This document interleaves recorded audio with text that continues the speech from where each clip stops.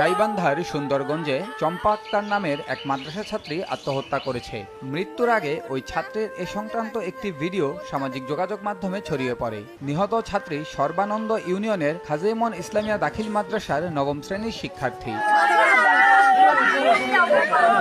পরিবারের দাবি, বিয়ের প্রলোভনে ওই মাদ্রাসা ছাত্রীকে ধর্ষণ করে তার প্রেমিক। পরবর্তীতে বিয়েতে রাজি না হওয়ায় আত্মহত্যা করে। সুন্দরগঞ্জ পৌরসভার বামনজল গ্রামের হাসেন আলীর ছেলে শাকিল মিয়ার সঙ্গে মাদ্রাসা ছাত্রীর প্রেমের সম্পর্ক গড়ে ওঠে। কয়েক বছর থেকে বিয়ের প্রলোভন দেখিয়ে তার সঙ্গে শারীরিক সম্পর্ক করে আসছিল শাকিল।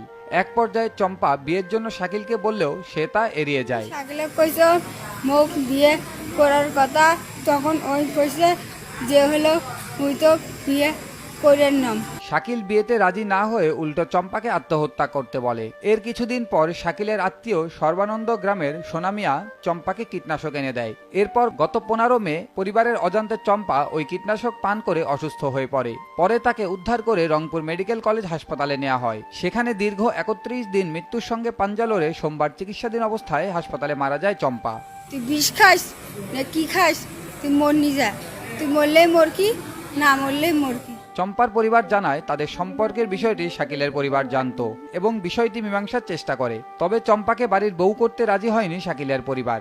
এ কারণে মানসিকভাবে ভেঙে পড়েছিল চম্পা। শাকিলের প্ররোচনায় চম্পা আত্মহত্যা করেছে। শাকিলে এতদিন বিয়ে করেছিল, এখন নাকি বিয়ে করে না। ওই নাকি কইছে বলে আমি একটা তোকে ওষুধ দেবো, ওটা খায়া তোকে ভিডিও করে দেখাবো, আমি তো তখন বিয়ে করবো। 14 বছর মেয়েকে আমি বিষ কিনে আনি দিল আর খাইলো, যদি না দিলে হয় আমার মেয়ে তো বিষ খাইলো না। দর্শন করার পর ওই সবগুলো আবার ভিডিও করে রাখিয়া দিছে।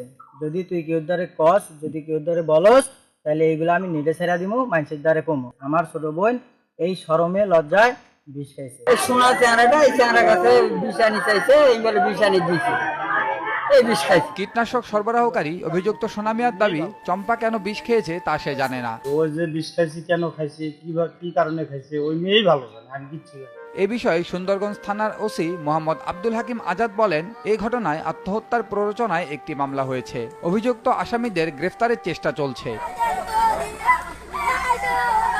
নিউজ ডেস্ক, দেশ টিভি।